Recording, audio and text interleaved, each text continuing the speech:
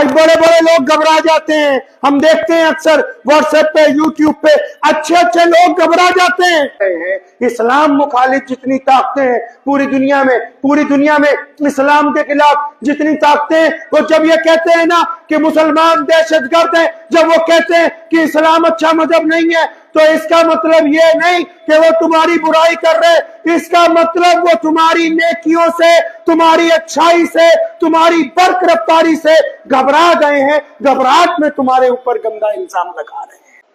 علامہ اقبال رحمۃ اللہ علیہ انگلینڈ سے پڑھ کے آئے تھے، ان کا بیٹا بھی انگلینڈ پڑھنے گیا، تو جو وہ وہاں یونیورسٹی میں پڑھ رہا تھا تو اس کے پاس مہینے کے پیسے ختم ہو گئے، اپنے ابا کو ٹیلی گرام کیا کہ لنڈن میں ایک دوست ہے آپ کا جو ڈاکٹر ہے، آپ کہیں تو اس سے میں 500 پاؤنڈ یا 1000 پاؤنڈ ادھار لے لوں، جب آپ مجھے بھیجیں گے تو میں اس کو واپس کر دوں گا۔ علامہ نے یہ نہیں کہا کہ بیٹا پیسے لے لو ادھار، بلکہ ایک نظم لکھی، ایک باقاعدہ نظم لکھی، باب جبریل میں ہے ان کی جو کتاب ہے، فرمایا خودی نہ بیچ غریبی میں نام پیدا کر۔ خودی مطلب اپنا ضمیر مت بیچو، اپنے ضمیر کا سودا نہ کرو۔ آج بڑے بڑے لوگ گھبرا جاتے ہیں، ہم دیکھتے ہیں اکثر واٹس ایپ پہ، یوٹیوب پہ اچھے اچھے لوگ گھبرا جاتے ہیں۔ اب آپ کہیں گے اچھے اچھے لوگ کیسے گھبرا جاتے ہیں؟ ارے بھائی، جو بڑی کرسیوں پر بیٹھے ہیں، جو حکومت میں اقتدار پر بیٹھے ہیں، وہ بھی بیٹھ کر اگر کسی کو گالی دیں گے، وہ بھی بیٹھ کے اگر کسی کی برائی کریں گے، تو اس کا مطلب ان کو اپنی طاقت پر یقین نہیں رہا، وہ گھبرا گئے ہیں، وہ اندر سے ڈر گئے ہیں۔ اسلام مخالف جتنی طاقتیں ہیں پوری دنیا میں اسلام کے خلاف جتنی طاقتیں ہیں، وہ جب یہ کہتے ہیں نا کہ مسلمان دہشت گرد ہیں، جب وہ کہتے ہیں کہ اسلام اچھا مذہب نہیں ہے، تو اس کا مطلب یہ نہیں کہ وہ تمہاری برائی کر رہے، اس کا مطلب وہ تمہاری نیکیوں سے، تمہاری اچھائی سے، تمہاری برق رفتاری سے گھبرا گئے ہیں، گھبراہٹ میں تمہارے اوپر گندا الزام لگا رہے ہیں۔ اگر آپ کا کوئی رشتہ دار، آپ کا کوئی پڑوسی آپ کی چغلی کرنے لگے، برائی کرنے لگے، لوگوں کو جا کے کہنے لگے کہ بدماش ہے، ٹھگ ہے، چور ہے، یہ ہے، وہ ہے، اس کا مطلب وہ گھبرا گیا ہے اندر سے، وہ آپ کی کامیابی سے، آپ کی برق رفتاری سے، آپ کی سوجھ بوجھ سے، آپ کے توکل سے گھبراہٹ میں۔ اگر نہیں گھبراتا تو اپنا کام کرتا، اگر نہیں گھبراتا تو اپنے کاروبار کے بارے میں سوچتا، اگر نہیں گھبراتا تو اپنے علم کا اندازہ لگاتا، کیونکہ وہ آپ سے گھبراہٹ میں ہے، وہ گھبراہٹ میں آپ کو برا بھلا کہہ رہا ہے، کیونکہ اس کو اندازہ ہے کہ میں اس کا مقابلہ تو نہیں کر سکتا، تو شاید برائی کر کے کچھ حاصل ہو سکتا ہے۔ ادھر آؤ، ہم پیچھے چلتے ہیں۔ کہاں پیچھے؟ 1450 سال پیچھے۔ ابو جہل نبی علیہ السلام سے گھبرا گیا، عتبہ گھبرا گیا، ولید گھبرا گیا، کیسر و کسرا گھبرا گئے، پرویز بادشاہ گھبرا گیا۔ اب وہ گھبرا کے کہتے ہیں نعوذ باللہ صلی اللہ علیہ وسلم کہ محمد صلی اللہ علیہ وسلم تو نعوذ باللہ من ذالک نقل کفر نہ باشد۔ وہ گھبرا کے یہ کہتے ہیں کہ نبی علیہ السلام تو جادوگر ہے، وہ گھبرا کے یہ کہتے ہیں کہ ان کے پیچھے مت جاؤ۔ اب جو لوگ اس وقت گھبرائے ہوئے تھے ان کی تعداد مسلمانوں سے زیادہ تھی۔ نبی علیہ السلام اکیلے ہیں، پورا مکہ مخالف ہے محمد رسول اللہ سے۔ ابو جہل گھبرا گیا، ابو بکر مسلمان ہو گئے، ابو جہل گھبرا گیا، عمر بن خطاب مسلمان ہوئے، عتبہ گھبرا گیا، عثمان ذی النورین مسلمان ہوئے، ولید گھبرا گیا، مولا علی کرم اللہ وجہہ نے اعلان حق کر دیا۔ اب یہ گھبراتے رہے، یہ اپنا کام کرتے رہے۔ آج پوری دنیا میں گھبرانے والوں کی تعداد کم ہے، لا الہ الا اللہ محمد رسول اللہ صلی اللہ علیہ وسلم پڑھنے والوں کی تعداد زیادہ ہے۔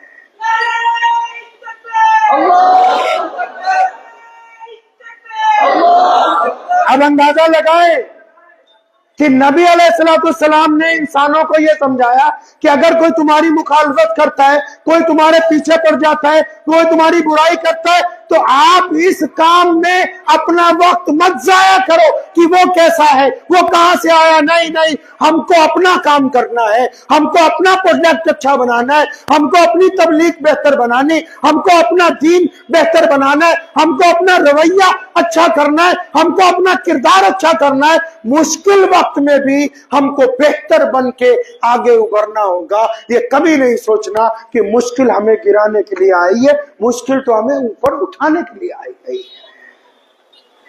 وہ کہا ہے نا اس نے، تم دیے باد مخالف سے نہ گھبرائے عقاب، تم دیے باد مخالف سے نہ گھبرا اے عقاب، یہ تو چلتی ہے تجھے اور اونچا اٹھانے کے لیے۔ وہ کہتا ہے جب ہوا چلتی ہے نا الٹی، جب الٹی ہوا چلتی ہے نا پروا، جب الٹی ہوا چلتی ہے اتنی تیز چلتی ہے پرندے ڈر جاتے ہیں، چڑیا کبوتر کوے یہ سب درختوں پر بیٹھ جاتے ہیں، اور جو شاہین ہوتا ہے شاہین وہ اس ہوا کے اندر پرواز کرتا ہے اور گھبراتا نہیں۔ کیوں؟ کیونکہ اس کو یہ پتا ہے کہ اب جب یہ الٹی چلی ہے نا تو میں نے کئی میل آسمان کی بلندیوں پر اوپر جانا ہے، یہ الٹی چلی اس لیے ہے تاکہ اب مجھے آسمان کی بلندی کے اوپر پہنچنا ہے۔ تو بہت سارے لوگ یہ سمجھتے ہیں کہ یار فلاں جگہ فلاں شہر میں فلاں صوبے میں ہم بڑی مشکل میں ہیں۔ ارے مشکل میں تھوڑی ہیں، ہمیں مشکلات جینا سکھا رہی ہیں۔ ہم تقسیم ہند کے بعد، ملک کی آزادی کے بعد ہم سو رہے تھے، تعلیم کے میدان میں سو رہے تھے، تبلیغ کے میدان میں سو رہے تھے، عبادت کے میدان میں سو رہے تھے، کاروبار کے میدان میں سو رہے تھے۔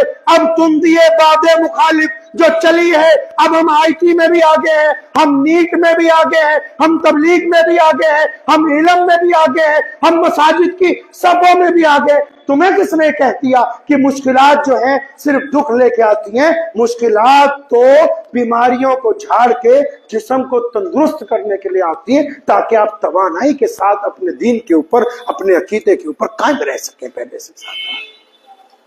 مشکل وقت لذت دیتا ہے۔ جب بندہ کامیاب ہوتا ہے کہتا ہاں فلاں سن میں اس جگہ ریڑھی لگاتا تھا، آج مجھے اللہ نے اتنی طاقت دی ہے کہ میں ایک بہترین گاڑی میں یہاں سے گزرتا ہوں۔ جب بندہ مشکلات میں سے گزرتا ہے وہ کہتا ہے کہ فلاں سن میں مجھے ایک وقت کی روٹی کھا کے اس شہر میں مزدوری کی ہے، فلاں سن میں بیمار تھا، چل نہیں سکتا تھا، آج اللہ نے مجھے طاقت دی ہے، میں دوسروں کو ہاتھ پکڑ کے چلاتا ہوں۔ مشکلات اسی کو کہتے ہیں کہ جب مشکل آتی ہے جو لوگ گھبرا جائیں گے وہ پیچھے رہ جائیں گے، جو مشکلات کا سامنا کریں گے اللہ ان کو اپنا دوست بنا دیں گے۔ اور یہی نہیں کہ صرف مسلمان ہی، کوئی بندہ چاہے اس کا مذہب کوئی بھی ہے، اگر وہ مشکل میں روتا نہیں ہے، بلبلاتا نہیں ہے، چھٹپٹاتا نہیں ہے، ادھر ادھر دھکے نہیں کھاتا ہے جا کے، اللہ فرماتے ہیں میرا جب کوئی بندہ نا کسی درخت کو بھی پکڑ لینا، درخت کو، باقی چیزیں تو بڑی قیمتی ہیں، ایک لکڑی کے درخت کو پکڑ کے روتا رہتا ہے وہ مینو پتر دے دے، اللہ فرشتوں کو فرماتے ہیں یہ مانگ رہا ہے بندہ میرا ہی ہے، دے دو۔ جب بندہ مشکلات میں ادھر ادھر نہیں نہ بھاگتا تو پھر اللہ کی طرف سے عزتیں آتی، پھر وہ لطف کا دور آتا ہے۔ سیدنا بلال رضی اللہ عنہ فرماتے ہیں میرے ایک دن دونوں ہاتھ جو ہے نا ایک کرسی کے نیچے، چارپائی کے نیچے رکھے گئے اور اس کے اوپر دونوں ہاتھوں پر ان کے پائے رکھ کے نا سارے کے سارے اس چارپائی پر بیٹھ گئے اور میرے ہاتھ اس میں پھنسا دیے گئے۔ پھر فرماتے ہیں کہ ایک دن میرے گلے میں رسی ڈالی، مکہ مکرمہ کی گلیوں میں کھینچتے پھرتے۔ فرماتے ہیں ایک دن ابو جہل نے انگارے جھکائے اور مجھے لا کے ننگے بدن اس کے اوپر لٹا دیا۔ فرمایا ایک دن میرے گلے میں رسی ڈال کے بچوں کو پکڑا دیا، باقی بچوں کو کہا پتھر مارو اور ان کو کہا اسے پورے مکے کی گلیوں میں پڑھاؤ۔ اور فرماتے پھر ایک وہ دن تھا کہ میدان بدر تھا، میں کسی شاہ سوار کی طرح کھڑا تھا، ابو جہل کی لاش میرے سامنے پڑی تھی۔ فرمایا میں نے پھر وہ بھی دیکھا کہ وہی ابو لہب جو نبی علیہ السلام کے خلاف بدتمیزیاں کرتا تھا، اس کو ایسی بیماری لگی کہ جسم سڑ گیا، مکہ مکرمہ کے چوک میں پڑا رہا، اولاد بھی دفنانے نہیں آئی، 2 مزدوروں کو پیسے دیے گئے کہ اس کے سڑیل جسم کو اٹھا کے کسی گڈھے میں ڈال دو۔ فرمایا پھر وہ بھی وقت آیا جب مجھے خانہ کعبہ میں اندر نہیں جانے دیتے تھے، پھر ایک دن وہ وقت آیا کہ محمد صلی اللہ علیہ وسلم اس خانہ کعبہ کے صحن میں کھڑے اور انہوں نے مجھے کہا بلال آج مکے کی چھت پہ چڑھ کے اگر کوئی اذان دے گا تو میرا دل بلال دے گا۔ فرمایا میں نے وقت کو بدلتے ہوئے دیکھا ہے، کیونکہ مشکلات میں اللہ اور اس کے رسول صلی اللہ علیہ وسلم پر یقین کر کے ثابت قدم رہے ہیں۔ تو مشکلات کوئی اتنی بڑی پریشانی نہیں ہے، ذرا سا تو کھاتا ہے، کوئی کہہ دیتا ہے یہ فلانی جگہ چل جاؤ۔ آج 2026 میں ابھی یہ حالت ہے، کوئی فلانی جگہ چلے جاؤ، فلاں بندہ بیٹھا ہے وہ تمہیں چٹکی بجائے گا، فلاں بیماری ٹھیک ہو جائے گی، فلاں جگہ چلے جاؤ وہ پیر کی انگلیاں کی کرے گا ایسے ٹھیک ہو جائے گی۔ اللہ کے بندے صبر کے ساتھ بیماریوں میں بھی صبر رکھیں، کاروبار میں بھی صبر رکھیں۔ کوئی بندہ اپنی مہارت سے آگے نہیں جاتا۔ سنیں، دل کی تختی پر لکھ لیں، جو لوگ مشہور بھی ہیں وہ بھی جب کوئی اللہ مقام دے دیتا ہے نا، پھر یہ گپے مارتے ہیں مائک پر کھڑے ہو کے، ہم بڑے قابل تھے، ہم نے بڑی اچھی بیوت بنائی تھی، ہماری پلاننگ بڑی بڑھیا تھی۔ نہیں نہیں، اگر قابلیت کے بل پہ لوگوں کو عزت ملتی تو یہ بڑے بڑے افسر بڑے بڑے وزیروں کے آگے ہاتھ باندھ کے نہ کھڑے ہوتے۔ اگر قابلیت کی وجہ سے، علم کی وجہ سے دولت ملتی تو یہ جو اربوں پتی کمپنیوں کے مالک انگوٹھا ٹیک ہیں کئی، ان کے سامنے بڑے بڑے پڑھے لکھے ہاتھ باندھ کے کھڑے ہوتے ہیں۔ اگر علم کے ذریعے دولت ملتی، محنت کے ذریعے ملتی تو مزدور صبح 6 بجے لگتا ہے، 8 بجے آ کے شام کو 6 بجے گھر کو جاتا ہے۔ نہ محنت کے بل پر آپ مشہور ہو سکتے ہیں، نہ محنت کے بل پر آپ کما سکتے ہیں۔ اللہ جب چاہیں گے، خدا جب چاہے گا تب قسمت چمکے گی۔ اگر اللہ نہیں چاہیں گے، آپ کا رب نہیں چاہے گا تو جتنی مرضی پلاننگ کر لو آپ کی پلاننگ کامیاب ہونے والی نہیں ہے۔ اسی لیے اللہ فرماتے ہیں قرآن پاک میں کہ اگر نیک کام کا ارادہ ہے، آپ چاہتے ہیں کہ اسے اچھا کرنا ہے تو خدا پہ یقین کرو اور چلو پھر اس راستے پہ، اور گھبراہٹ کا اظہار نہ کرو، رو نہیں، ہاتھ نہ پھیلاؤ، تڑپو نہیں، قوت عمل کے ساتھ آگے بڑھیے۔ اگر آپ قوت عمل کے ساتھ آگے بڑھیں گے تو اللہ کریم آپ کو عزتوں سے نواز دیں گے۔ کریں گے انشاءاللہ؟ غیر ضروری قرضہ نہیں لینا ہے، ادھر ادھر چھٹپٹانا نہیں ہے کہ بیمار ہو گیا ہوں آج فلاں کے پاس، آج فلاں کے پاس۔ یہ ڈاکٹر کیوں ناکام ہو جاتے ہیں علاج کرتے ہوئے؟ پتہ ہے ایک اچھا ڈاکٹر ہوتا ہے، وہ آپ کا علاج کرنا شروع کرتا ہے، آپ 15 دن بعد ڈاکٹر ہی ریجیکٹ کر دیتے ہو کہ اس کی دوائی کا تو کوئی اثر ہی نہیں ہو رہا، آپ دوسرے کے پاس، پھر 15 دن بعد اس کو ریجیکٹ کر دیتے ہو، تیسرے کے پاس، آخر میں نکھٹو کے پاس پہنچتے ہو اور وہ اپنی بیماری اپنی عمر پوری کر چکی ہوتی ہے۔ بیماریوں کی عمر ہوتی ہے بھائی۔ مثال کے طور پر کسی کو اگر فرسٹ اسٹیج پہ کینسر ہے 2 سال میں ٹھیک ہو جائے گا، کسی کو ٹی بی ہے 6 مہینے میں ٹھیک ہوگی، کسی کو کالی کھانسی ہے اس کی مدت 5 سال ہے، کسی کو چکن گنیا ہو گیا اس کی مدت 1 مہینہ ہے۔ اب اس کی مرضی ہے ایک جگہ ٹک کے علاج کروا لے، اس کی مرضی ہے 1 درجن ڈاکٹروں سے کروا لے، اس بیماری نے اپنی عمر مکمل کر کے ہی واپسی کر دی۔ اب یہ کرتا کرتا سب ڈاکٹروں سے جب تھک جاتا ہے تو ایک آدھا پوسٹر پڑھ لیتا ہے، 2000 پہ 2 چٹکی کھاؤ تو بیماری ٹھیک۔ اب اس نکھٹو کی چاندی اس کو پتا ہے کہ یہ 20 جگہ دھکے کھا کے آ رہا ہے اور اس کے ٹھیک ہونے کا وقت بھی قریب آ گیا ہے، تو بس وہ سوچتا بھی اس کو 2 ایک پڑیا بنا کے دو تاکہ یہ ٹھیک ہو جائے۔ پھر یہ سارے محلے میں کہتا پھرتا ہے کہ میں بڑے بڑے اسپتالوں میں گیا تھا، بہت دور دور گیا تھا، کہیں سے کام نہیں بنا، اس جنگل میں ایک ملنگ بیٹھا ہوا اس کے پاس جا کے کام بن گیا۔ بے یقینی، یقین رکھیں، یہ اسلام نے سکھایا ہے، یہ محمد رسول اللہ نے ہمارے دین میں جو 5 بنیادی چیزیں ہیں، کیا ایک اللہ کی عبادت، ایک محمد رسول اللہ صلی اللہ علیہ وسلم کی اطاعت، صرف ایک ہی قرآن پاک کو کتاب تسلیم کرنا، ایک ہی کعبۃ اللہ کی طرف منہ کر کے نماز پڑھنا، اور ایک محمد رسول اللہ کے جو فرمان ہے ان کے علاوہ کسی فرمان کو تسلیم نہیں کرنا، یہ جو بنیادی باتیں ہیں نا اسلام کی، اس نے پوری دنیا میں مسلمانوں کو استقامت عطا فرما دی ہے۔ تو پوری استقامت کے ساتھ اپنے غیر مسلم بھائی بہنوں کو بھی اکثر میں کہا کرتا ہوں کہ چھوٹے چھوٹے دکھوں پہ بھاگے جاتے ہو، لون لینے کے لیے، قرضہ لینے کے لیے۔ مولا علی کرم اللہ وجہ رضی اللہ تعالیٰ عنہ جا رہے تھے تو راستے میں گوشت کی دکان تھی، اس نے آواز دی حضرت آج بہت بہترین گوشت ہے، لے جائیں۔ تو حضرت نے جیب میں ہاتھ ڈالا، فرمایا آج رقم نہیں ہے، کل لیں گے۔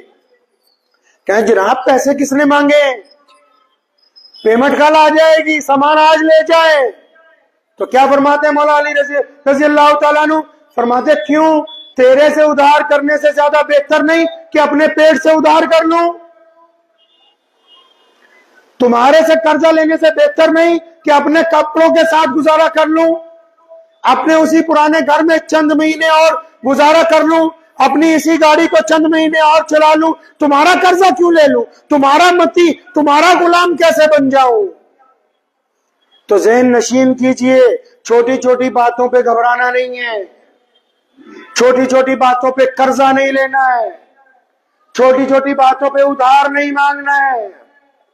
عزت نفس بڑی چیز ہے، سیلف ریسپیکٹ بڑی چیز ہے، آتم سمان بڑی چیز ہے، ساری چیزیں اس کے آگے ہیچ ہیں، ختم ہے ساری کی ساری چیزیں۔